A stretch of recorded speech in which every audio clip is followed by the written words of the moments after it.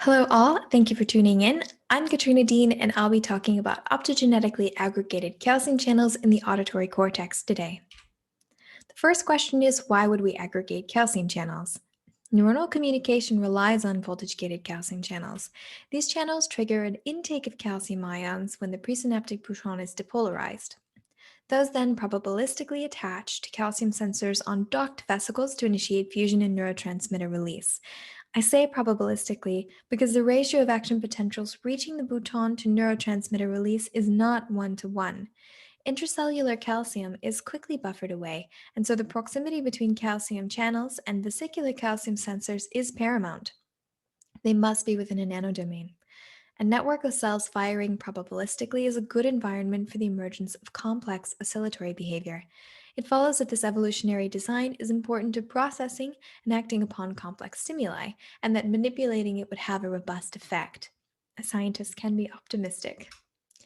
Professor Martin Heine and Dr. Jennifer Heck developed a method of aggregating calcium channels in primary hippocampal neurons. To do this, they use a cryptochrome mutant, Cry2-OLIC, which snaps together in the presence of blue light, and they spliced it to the N-terminus of voltage-gated calcium channels in vitro. When blue light was shown and channels were acutely aggregated, the cultured neurons generated first a stronger initial excitatory postsynaptic potential, and second, a strong and reliable paired pulse depression of consecutive responses.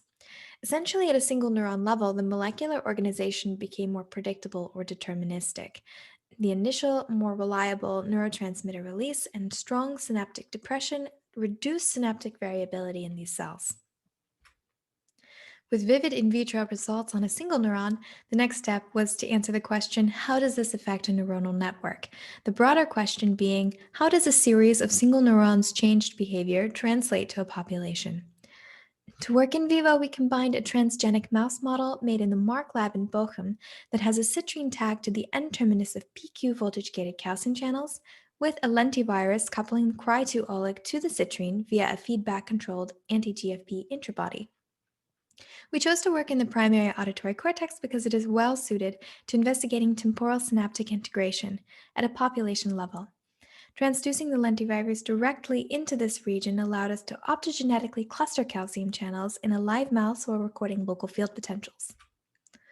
These local field potentials were recorded from a 32-channel shaft electrode implanted directly into the transduced area of the primary auditory cortex, and we then transformed the data into current source density profiles, which I'll call CSD from now on. This gives us a spatial temporal profile of neuronal populations in the cortex. We can see areas of activity, or sinks, in blue in response to provided stimuli. Sinks are where the positive ions are flowing into neurons, creating a negatively charged extracellular space, and these other areas of red are called source, and they are the balancing current to this hyperpolarization. We get a very typical auditory evoked response here, which corresponds to thalamic input in layers 4 in the border of 5 and 6. We then see intracortical processing through recurrent excitations in layers 2 through 4, and perhaps some layer 1 cross-columnar and layer 5-6 intracortical or cortical thalamic activity. Now for the protocol, there is both a naive and viral control group, along with a treated group of 7 to 10 animals each. Each subject underwent a full day of recording under ketamine xylazine anesthesia. During recording, the room was in total darkness, except for periods of red light. Cry2-OLIC is very sensitive to blue light, so we allowed for a full hour of baseline pure tone recording first, as the surgery necessarily took place with white light. We then presented 2 kinds of stimuli before laser presentation, with baseline recording in between. These were click trains, which induce strong impulse responses and amplitude-modulated tones, to explore more sensitive temporal dynamics of auditory processing. The 2 stimuli were compared as a measure of stronger versus more complex cortical recruitment. We then shone the blue light laser at 5 milliwatts power on the surface of the cortex for 20 seconds, and then recorded cortical response to click trains for an hour, stimulated with the laser again, and recorded response to amplitude modulation for an hour. And here's our first step into the results. This is the grand averaged naive control group CSD. Here you see the cortical response in depth, over time, and strength of activity. The stimulus is 5 Hz click, and the clicks are represented on the time axis in magenta. The blue sync activity here shows a profile of paired impulse response after each click is presented. We have the cortical response before and after the laser for all three groups, and I'm only showing the naive control group here for demonstration, but please note that there is no noticeable difference between the pre and the post-laser measurements in the control. Let's contrast this now to the cortical response to amplitude modulation. The first clear evoked response is later because of the ramping up of the tone, represented again in magenta on the x-axis. There's a less clear following response to the stimulus. This demonstrates that the click stimuli cause a strong cortical recruitment versus a more complex and temporally dynamic cortical response to amplitude modulation. To illustrate the path through the data analysis, here we will rectify the CSD channels and then average them over time to get our AVRAC CSD, showing strength of overall cortical activity over time. We also take just the sync activity from each layer to get a layer trace. I'll be showing mostly layer 4 throughout the rest of the presentation for brevity, but we have all of the layer traces. Here are the results from the previous CSD. This is the AVRAC response to 5 Hz click before and after the laser, before in blue and after in orange. You can see that the laser is driving up activity in the cortex in naive mice, likely due to the heat. This effect is seen within deeper layers, also typified here with an increase in layer 4 activity after laser presentation. Contrast this to the treated group where we see a suppression of overall activity instead, and suppression as well in the layers.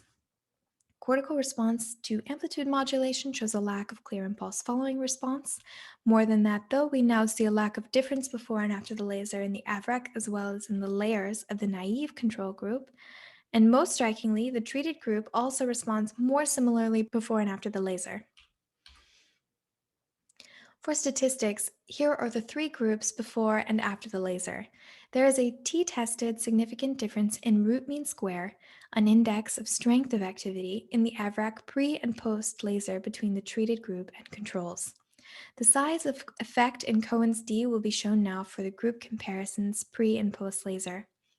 Cohen's d, a measure of the magnitude of difference between group means, is particularly useful in understanding the t-test results here. In the AVRAC, the two comparisons of treated versus naive and viral control show a twofold magnitude increase in effect size, very small to medium and small to large effect size. You can see also in the layers, especially 4 and 5, where there's a one-fold magnitude increase, a differential recruitment of the cortex throughout the pre and post laser measurements. And control comparisons stay at a small or trivially small effect size and are not significantly different. This AVRAC and these layer results indicate a clear difference between the treated and control groups after the laser stimulation.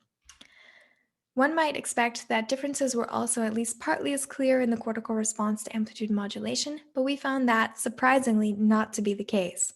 Comparisons in the AVRAC did indicate significant differences between treated and control groups.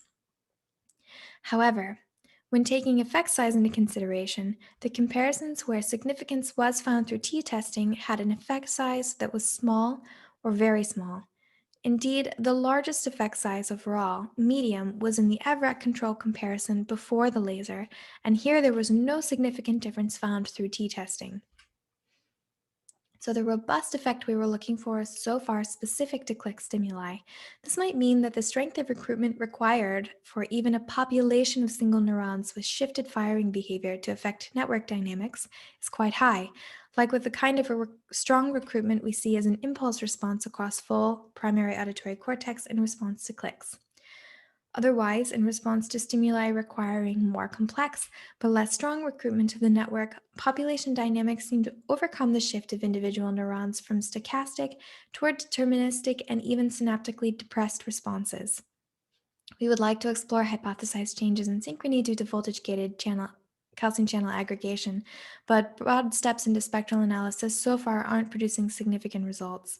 This might be due to the known strong synchronization effects of ketamine anesthesia, and so our next step from here is to do similar recordings with passive, head-fixed awake mice. Hopefully, with awake recording and with spectral analysis, we can disentangle more sensitive changes in the network dynamics. Thank you so much for your time and attention. I'd like to thank our collaborators and especially my supervisors, Dr. Max Happel and Professor Martin Heine, and I'm happy to take any questions.